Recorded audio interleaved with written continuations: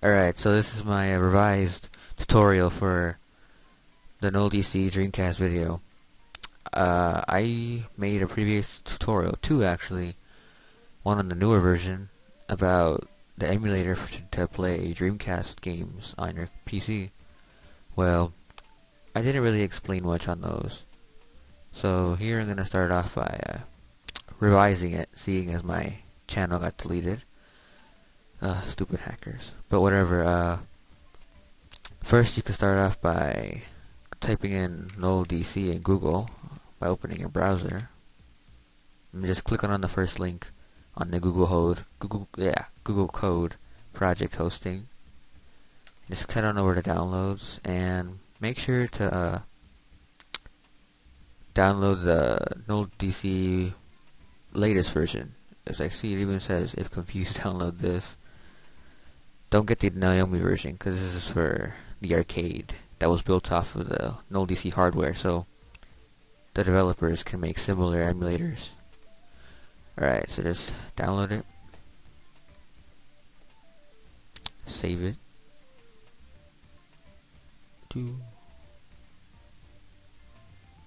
Computer's kind of slow because the recording, but whatever. Alright, just close everything. You're gonna need the BIOS, which I'll supply as a download link. But yeah, I have all the BIOSes. You can use either the PAL or the US version. The PAL one just has a blue logo, while the US one has a red swirl. So just extract. Oh shit, the fuck.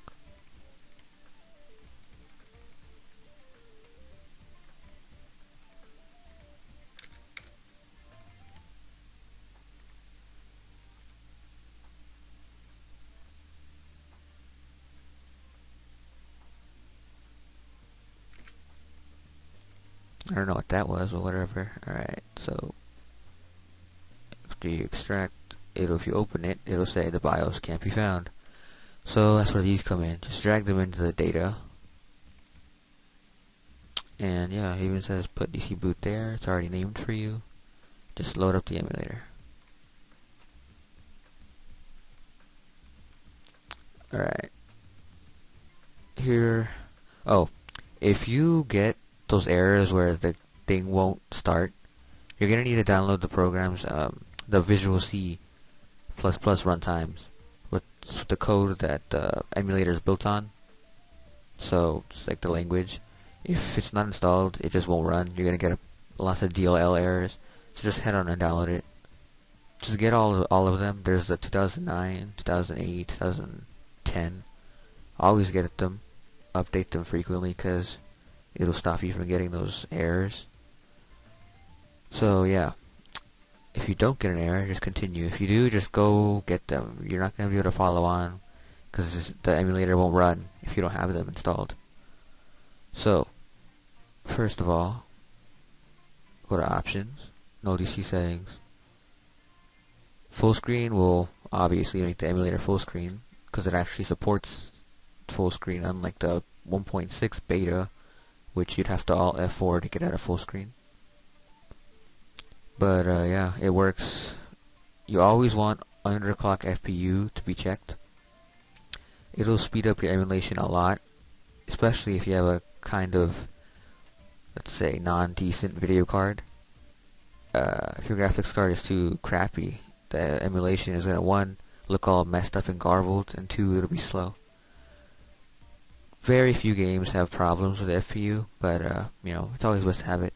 I always use it. Nothing happens. Alright. You always want the maximum supported, unless you have a shitty ass video card and it'll lag like shit with the maximum supported. So just either put native or maximum, but up to 1280 by 800. This is especially good for laptops, because, you know, laptops don't have a high resolution. This is the usual resolution for laptops.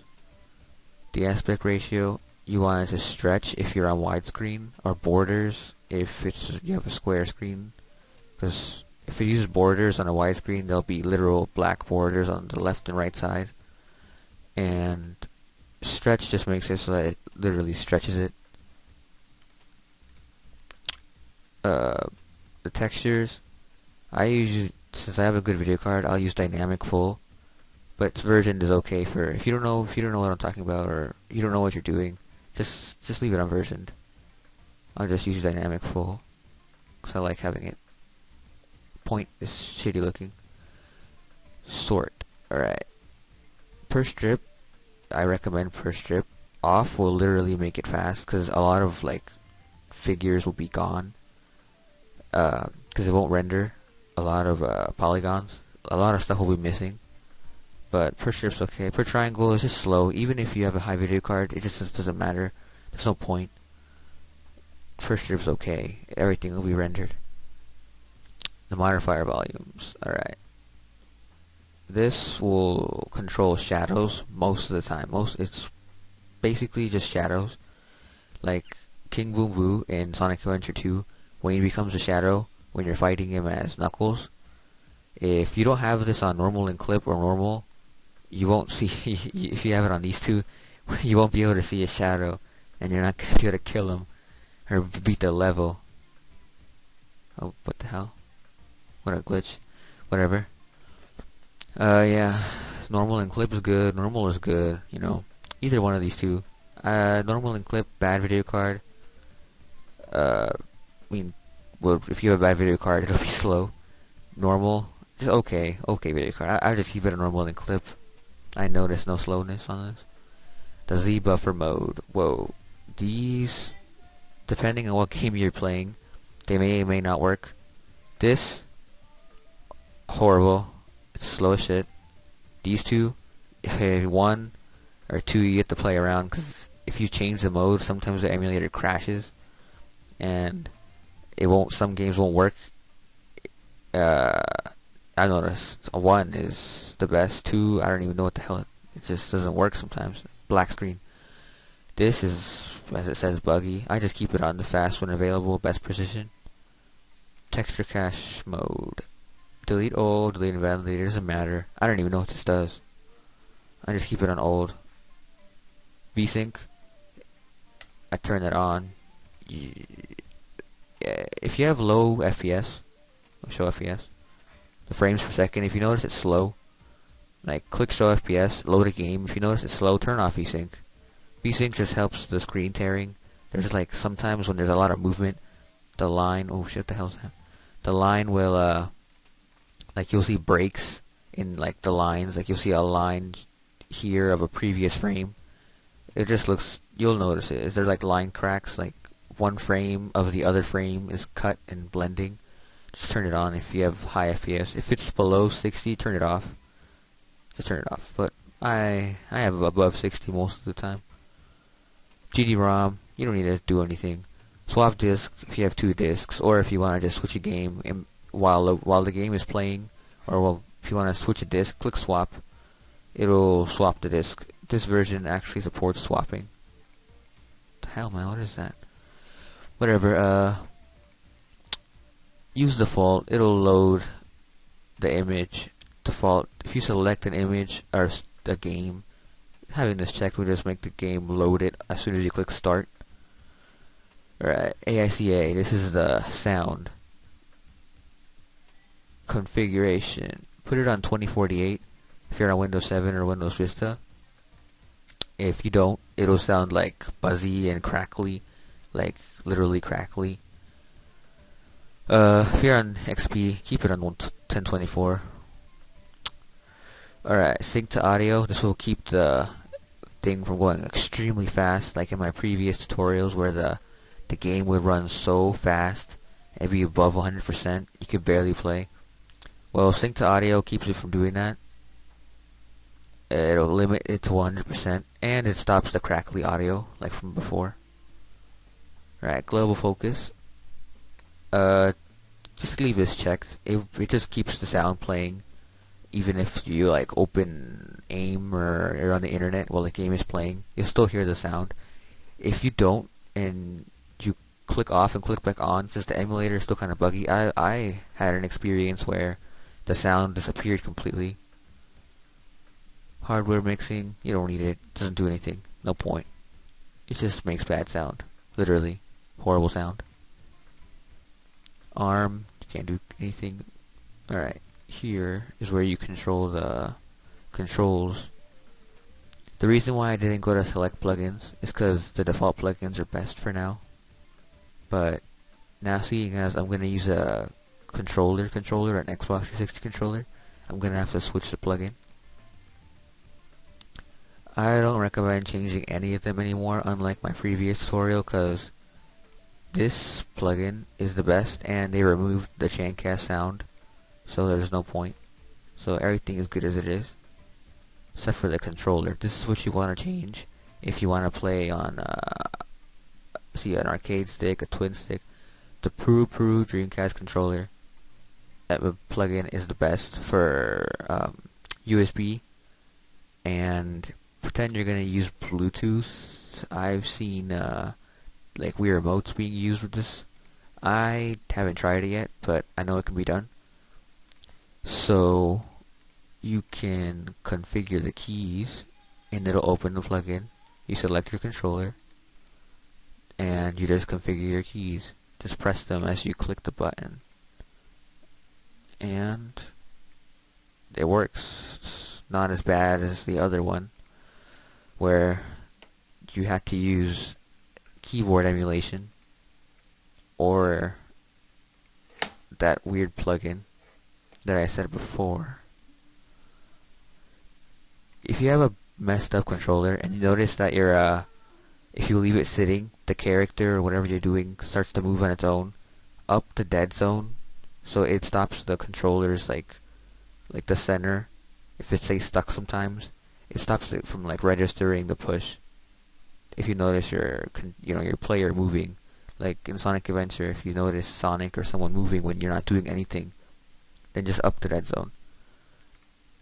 I just continue to configure my keys.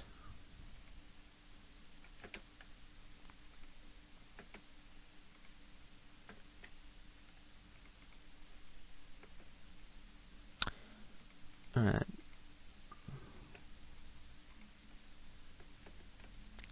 Alright, you can have multiple controllers too, but I don't have any plugged.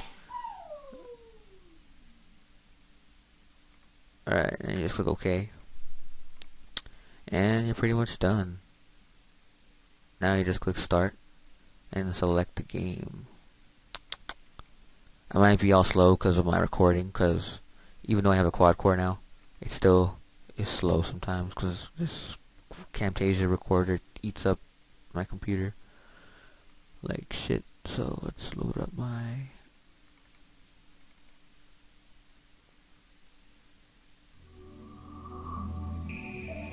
and it is bugged. Hopefully when the thing disappears it works. Yeah, I knew it. Alright.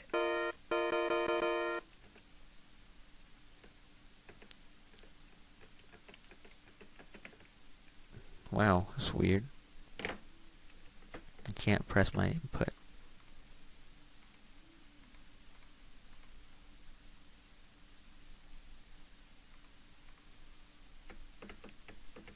Well, it usually isn't like this, but I don't know.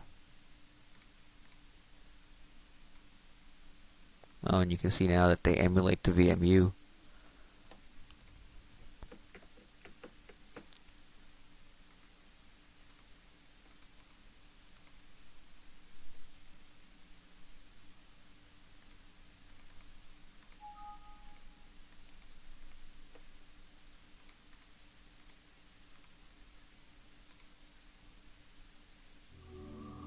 Right now it works.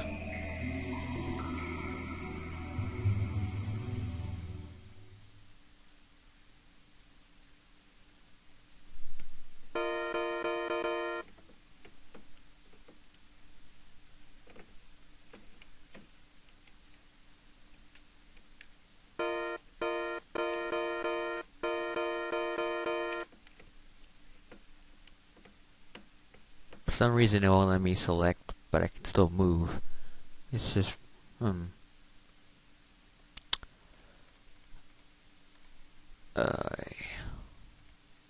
might have to swap disk. No disk.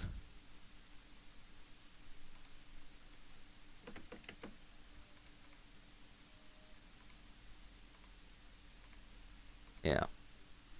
Alright.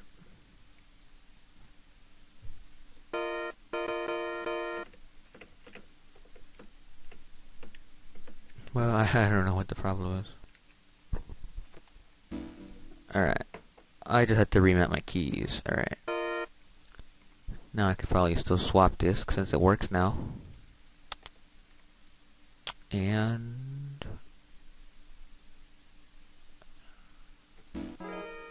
yeah. Like a regular Dreamcast.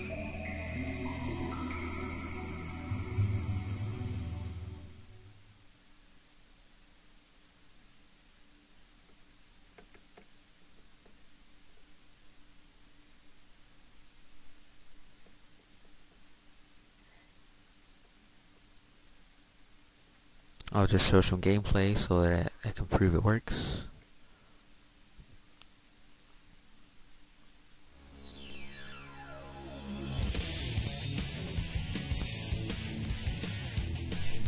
Yeah, turn on VSync. File select.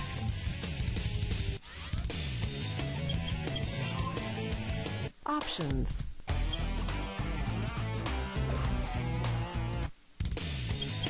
Story select.